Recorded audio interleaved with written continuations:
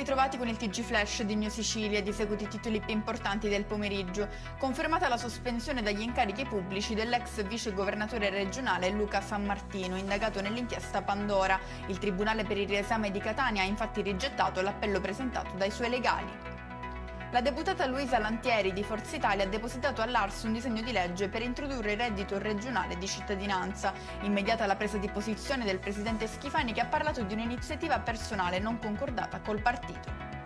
Il Ministero delle Infrastrutture e dei Trasporti ha comunicato tramite una nota che l'Unione Europea ha deciso di cofinanziare la componente ferroviaria del progetto del ponte sullo Stretto, soddisfazione espressa dal ministro Salvini. Rimuovere la cenere vulcanica entro 20 giorni, questo è l'obiettivo con cui il sindaco di Catania, Enrico Trantino, ha emanato un'ordinanza che prevede un'accelerazione nei tempi di raccolta, anche facendo ricorso a procedure straordinarie.